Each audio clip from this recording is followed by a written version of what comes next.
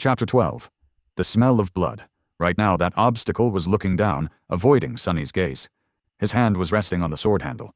As always, the young slave had no idea about what was going on inside Hiro's perfectly shaped head.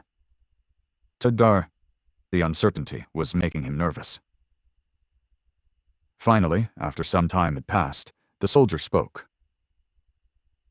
I have only one question. Both Sonny and Scholar stared at him while holding their breaths. Yes. You said that one of us must be sacrificed to save the other two. Why him? From what I see, you are far closer to the grave. A great question. I was just about to ask it myself. Sonny turned to the older slave, trying very hard to suppress a mocking grin. But to his dismay, Scholar had an answer ready. Before the first attack, he was already bleeding because of your senior's whip. During the attack, he was drenched in the blood of a fellow slave.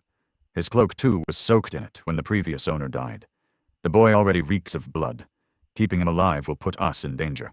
That's why he is the best choice. The grin died before reaching Sonny's face. Curse you and your big brain? Scholar's reasoning was appallingly solid. Hiro listened, his expression growing darker with each word. Finally, he looked at Sonny, a dangerous light shining in his eyes. That is true. Sonny felt his mouth getting dry. Cold sweat was running down his spine. He tensed, ready to act. But at that moment, Hiro smiled. Your logic is almost unassailable, he said, unsheathing the sword. However, you failed to account for one thing. Scholar raised an eyebrow, trying to hide his own nervousness. What might that be? The young soldier turned to face him, the smile disappearing from his face. Now he was radiating thick, practically palpable killing intent. It's that I know who you are, Your Grace. I also know what you've done, and how you ended up a salve. Just one of the revolting crimes you have committed would be enough to make me want to kill you. So if there is someone among us who deserves to be sacrificed, it's you. Scholar's eyes widened. But the smell of blood? Don't worry about it. I'll make you bleed enough to overpower whatever residual scent the boy carries. It all happened so fast that Sonny barely had time to react. Hiro lunged forward with a speed that seemed almost inhuman. A moment later, Scholar was shrieking on the ground, his leg broken with one strike from the flat side of the young soldier's sword. Not giving him an opportunity to recover, Hiro stomped on his other leg, and a sickening sound of shattering bones could be clearly heard. The shriek turned into a sobbing howl. Just like that, Scholar was done for. The brutality of Hiro's actions was in such stark contrast with his usually graceful demeanor that Sonny felt blood turning to ice in his veins. This was scary. The soldier gave him a calm look and said in a placid tone, Wait for me here. Then he grabbed the older slave and dragged him down the path, soon disappearing behind a rock outcropping. After a few minutes, terrible screams could be heard echoing through the wind. Sonny was left alone, trembling. Crap, this is too much. He still couldn't believe how sudden Scholar's demise came to be, and how ruthless it was. Sometime later, Hiro was back, acting as though nothing had happened. But it was exactly that normalcy that unnerved Sonny the most. After sorting through the contents of Scholar's rucksack and throwing most of the firewood out, the young soldier put it over his shoulder and nonchalantly turned to the young slave. Let's go. We need to hurry. Not knowing what to say, Sonny gave him a nod and headed forward. Now there were only two of them left. It was sort of stupid, but Sonny suddenly felt lonesome.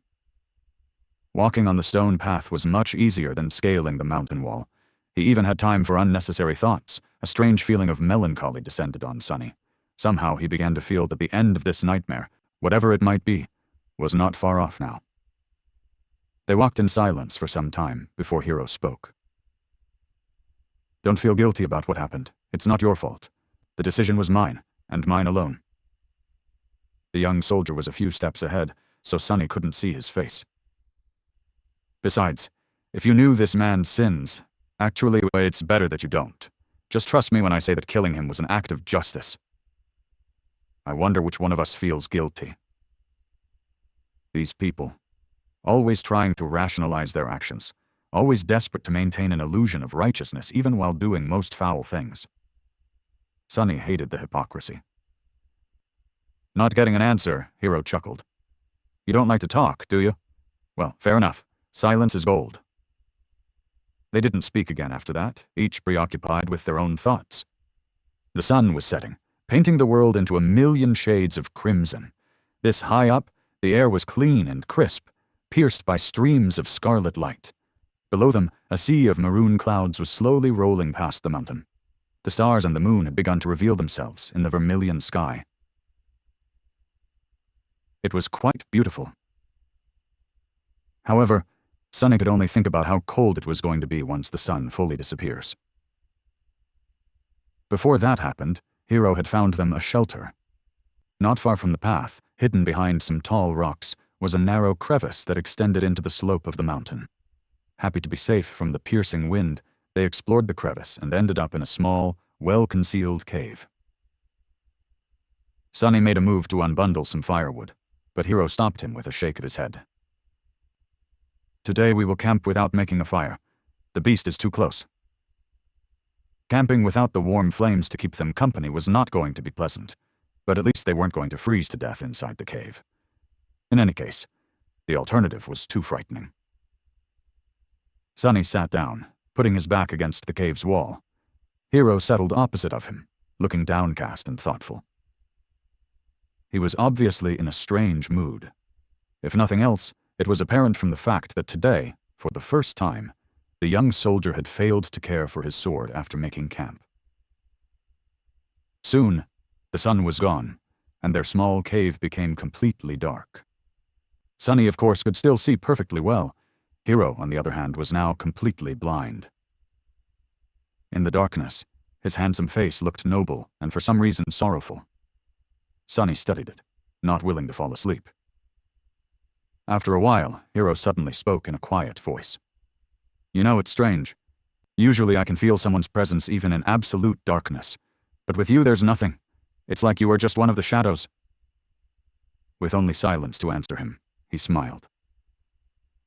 Are you asleep? The question echoed in the darkness. Sunny, who had never spoken with Hiro unless there was an urgent need to, and even then only using a few words at best, felt like there was a strange intimacy between them now. That's why he decided to talk. Maybe the darkness gave him courage. Besides, there was an occasion. Why? Are you waiting for me to fall asleep before you kill me? Or will you do it in the morning?